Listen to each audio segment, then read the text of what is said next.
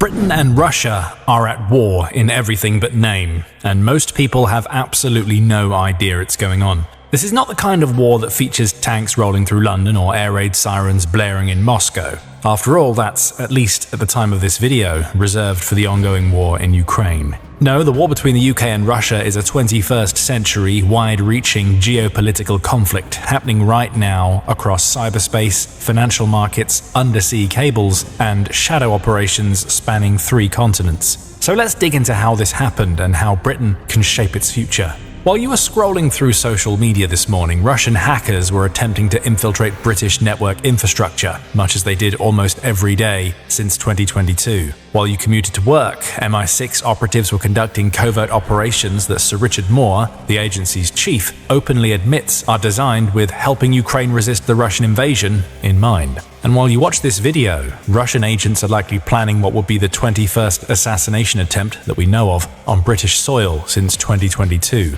That's according to MI5's latest threat assessment. This isn't hyperbole. This is warfare reimagined in an era where nuclear weapons make traditional conflict impossible. Both sides have therefore moved the battlefield to domains most citizens can't see, but whose effects touch every aspect of daily life. Let's turn back the clock a bit to demystify what exactly we mean by Britain being at war with Russia. The entire conflict harkens back to the long-standing rivalry between Russia and NATO. Ever since Vladimir Putin became president of the Russian Federation in 2000, he has maintained a belief that Western policies, values, and geopolitical aspirations go against core Russian ideology. Namely, the slow but steady expansion of NATO has resulted in most of the European nations that were either part of the Warsaw Pact or the Soviet Union itself joining the alliance throughout the 1990s and 2000s. At its core, NATO represents the embodiment of liberal internationalism, the belief that lasting peace depends on democracies working together through collective security. As such, the alliance eschews solitary displays of power and amassing critical amounts of military capability, apart from the US being a notable exception.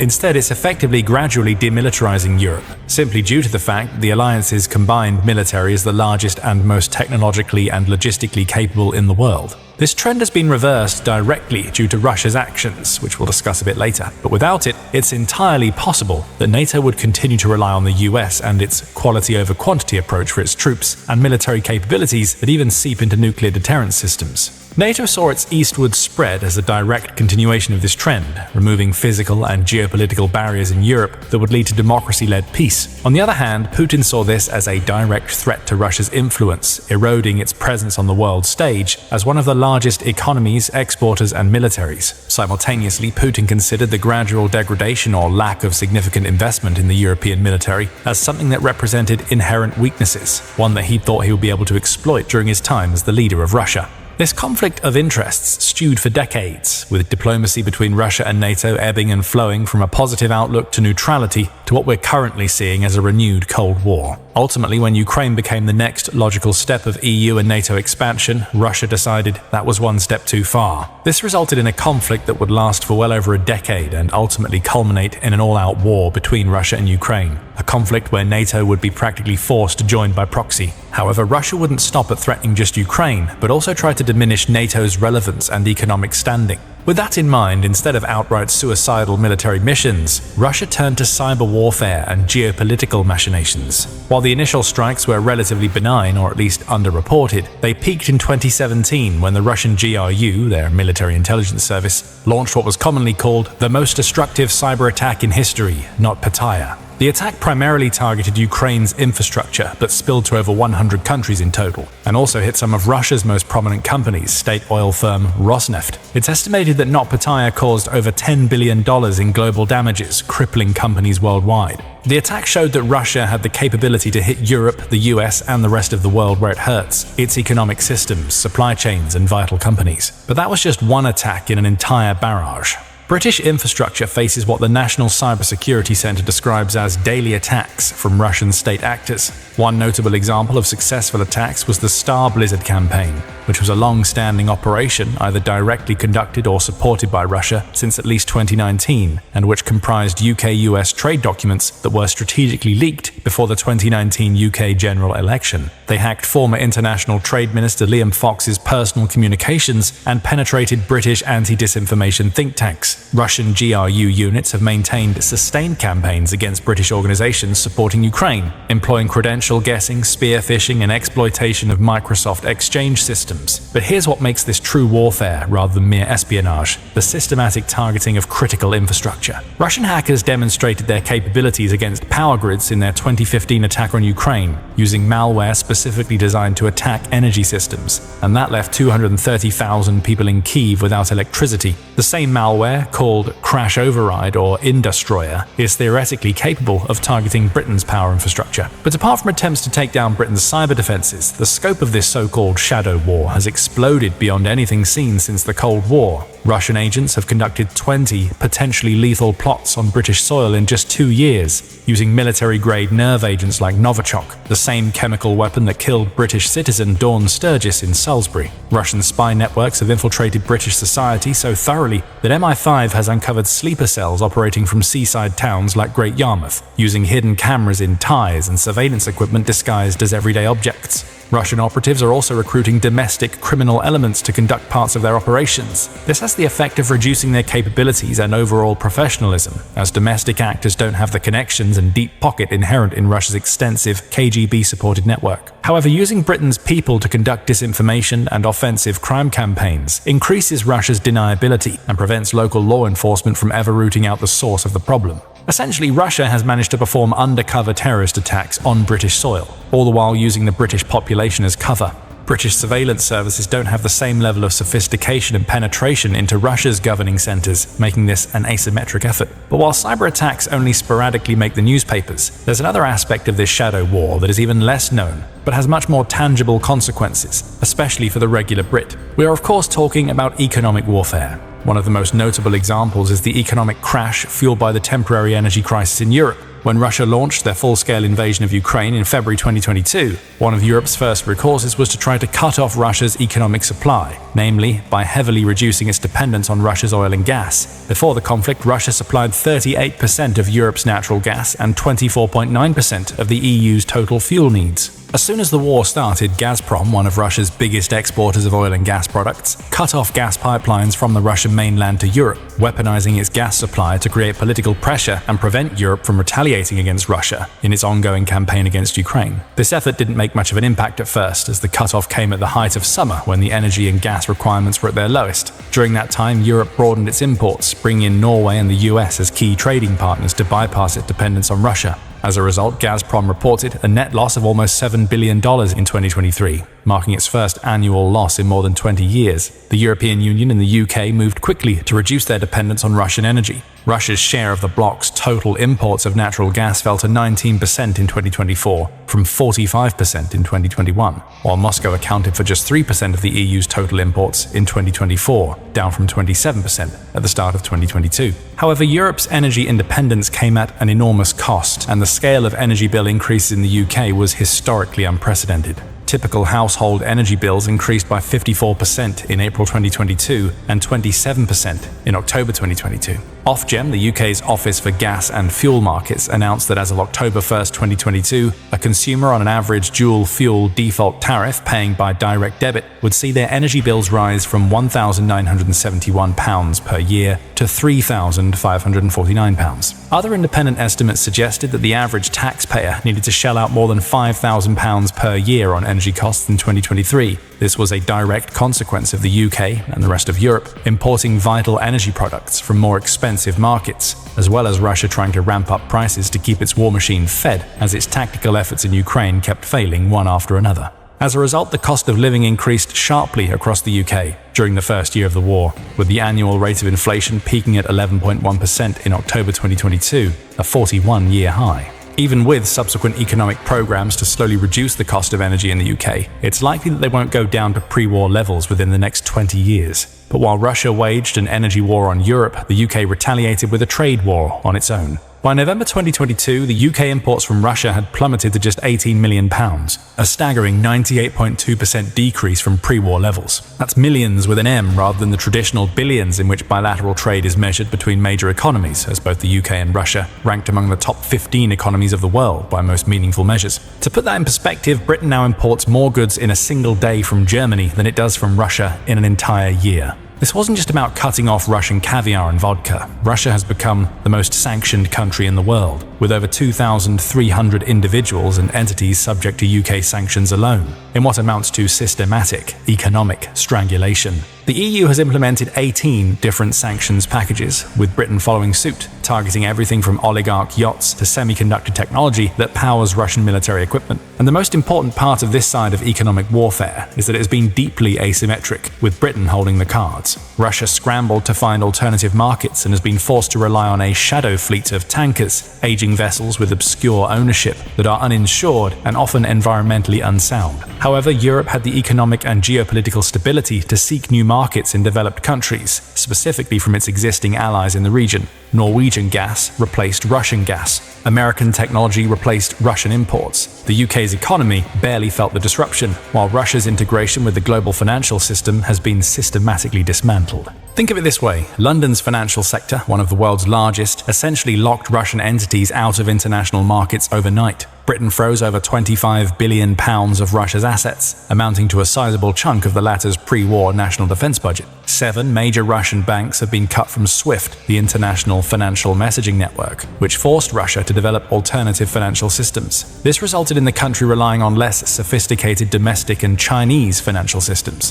effectively shrinking its global economic reach. The sanctions aren't just about punishment, they're trying to permanently reduce Russia's capacity to project power globally. What makes this economic warfare particularly devastating is its sophistication. New regulations introduced in April 2025 ban not just goods but sectoral software and technology transfers, meaning Russia can't access the digital infrastructure that modern economies depend on. It's like cutting off not just trade, but the very nervous system of international commerce. But apart from the economic warfare, actual war has been a catalyst for a broader Russia-Britain conflict, even if via proxy. The war in Ukraine shattered a comfortable illusion that had dominated Western thinking for decades, that major conventional warfare was a relic of the past. European militaries previously mainly trained for peacekeeping missions and asymmetric conflicts, where they will be able to exert immediate aerial and naval superiority. However, Russia deployed massive tank columns, nearly endless artillery barrages, and swarms of attack drones. Ukraine countered with one of the biggest overhauls of military-industrial complexes seen in the world, producing a fleet of combat drones that the West could only dream about. The revelation was sobering and worrying for Europe. Most NATO allies had gutted their defense industries during the post-Cold War peace dividend, operating under the assumption that the US would handle any serious threats, while the policy of combined defense would provide enough of a deterrent. When Ukraine desperately needed ammunition and advanced weapons, European production capacities quickly hit their limits. Britain alone wouldn't be able to sustain a conflict on a similar scale for more than a few months with existing supplies. But this wake-up call triggered the most dramatic military transformation in British history since 1945.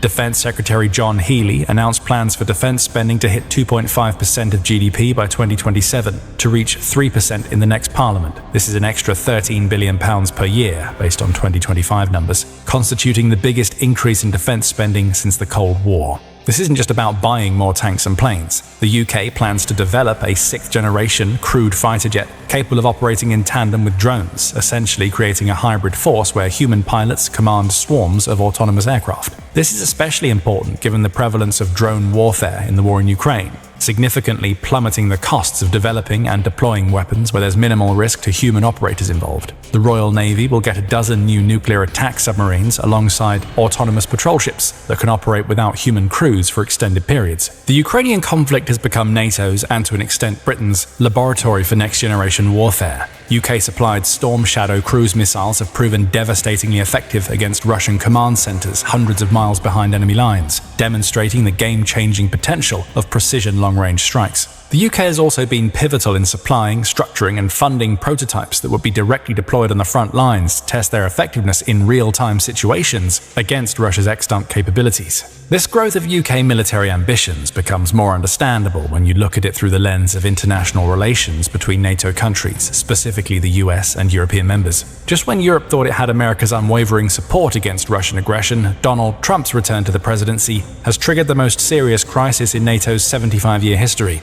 What happened in Trump's first 100 days in office wasn't just a policy shift, but a fundamental realignment that threatened to shatter the transatlantic alliance. Trump's advisors were openly discussing forcing Moscow and Kyiv into negotiations by halting military aid to Ukraine unless Kyiv agrees to talk, while simultaneously taking NATO membership for Ukraine completely off the table. This represents exactly the kind of appeasement that encouraged Putin's aggression in the first place. The relations between the US and Ukraine sank so low that the US withdrew from peace talks entirely, all the while blaming Ukraine and Russia for failing to come up with agreeable terms for ceasefire. Ukraine was given no assurances that the country would be protected by NATO against further Russian aggression. Russia failed to make good on efforts to establish even partial or temporary ceasefires. Even more troubling, US Defense Secretary Pete Hegseth announced that Europe must provide the overwhelming share of future lethal and non-lethal aid to Ukraine, while reiterating Trump's calls for NATO allies to increase defense spending from 2% to 5% of GDP. Even previous defense spending levels were barely matched by most members, and only became so due to years-long pressure from the US and the sudden realization